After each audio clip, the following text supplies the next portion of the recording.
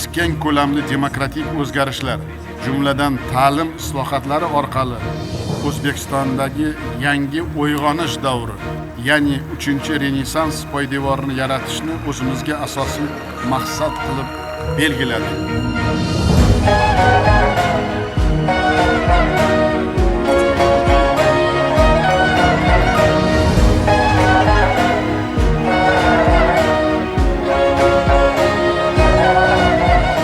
Bugun Toshkent davlat transport universitetida ko'p yillar davomida faxrli ustozlarimiz, jamoatchiligimizdagi ko'p yillar davomida xizmat qilayotgan olimlarimizni bugun tabrikladik. Bu yil Ehtirom 2025 o'zgarish tanlovi o'tkazildi va bunda 2025-yilda eng faol kafedra mudirlari, eng faol yosh olimlarimiz, olima ayollarimiz, yosh tadqiqotchilarimiz, jamoatchiliklarimiz barchasini biz e'tirof etdik. Shu bilan bir qatorda bugungi kunda o'zini mehnati bilan yuksak malakali kadrlarni yetkazishda o'zini sermahsul mehnatini qilayotgan ustozlarimizni avvalo bu bayram bilan tabriklab, ularga mustahkam sog'lik, uzoq umr, ishlarida katta rivojlar tilab qolamiz.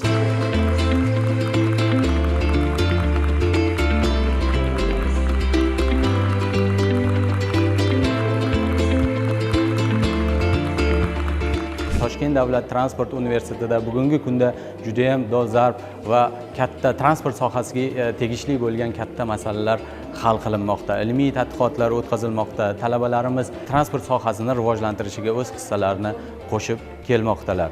Ayni daqiqada universitetimizda an'anaga aylanib ulgurgan Ehtirom 2025 taqdirlash marosimi bo'lib o'tmoqda va bu yerda o'zimizning ustozlarimiz, xodimlarimiz taqdirlanishmoqdalar va ularni chin dildan tabriklab qolamiz 1 oktyabr ustoz va murabbiylar kuni bilan.